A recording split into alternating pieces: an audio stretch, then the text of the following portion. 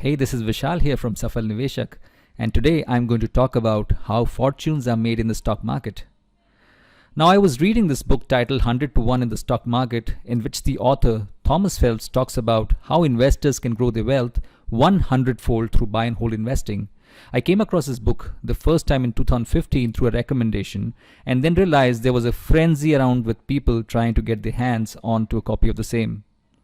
Now, just going by this book's title, which is 100 to 1, I thought it was a dangerous first book to be read by people just getting started in the stock market, and I continue to believe the same because the title smelled of overconfidence and survivorship bias, and it still does. Anyways, I found the book to be good in parts, especially when the author makes the case for long-term ownership of stocks and the virtues of having patience along the journey. The book starts with a story of 5 poor Arabs who were woken up one night by an angel. The angel says, "Each of you can have one wish." The first Arab asks him, "Give me a donkey," and he is granted his wish. Now, thinking how little the first Arab asked, the second one asks for 10 donkeys and gets them. Now, the fourth Arab, who had heard the previous 3 wishes, asks for even more. He says, "Make me a king," and the angel who bestows him a kingdom. Now, the fourth Arab, who had heard the previous 3 wishes, asks for even more. He says, "Make me a king," and the angel bestows him with a kingdom. Now, the fifth Arab, having seen his companions ask for too little, resolves to make no such mistake. "Make me an Allah," he orders the angel, and in a flash, he finds himself naked on the sand, covered with leprous sores. Now, the moral of the story, as Thomas Phelps suggests in his book, is that those of us who ask little of life get little. Those who ask much get much, and those who ask too much get nothing.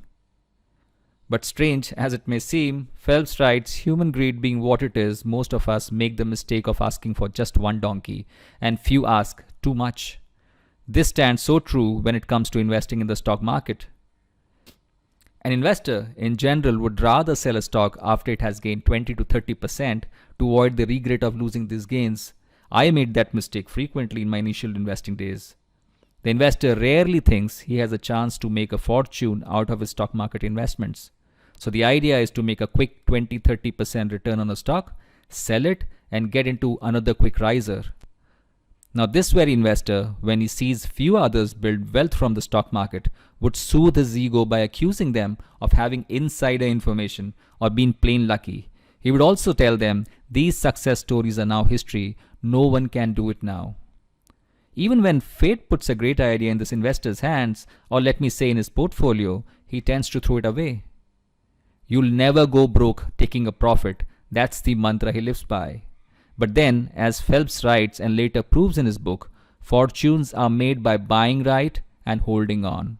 Yes, that's the secret. Your broker won't tell you this. This is because his business would close down if you just buy right and sit tight.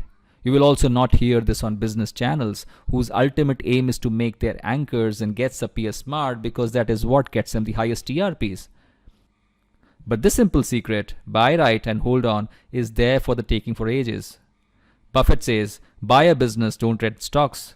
And then he adds, an investor should ordinarily hold a small piece of an outstanding business with the same tenacity that an owner would exhibit if he owned all that business.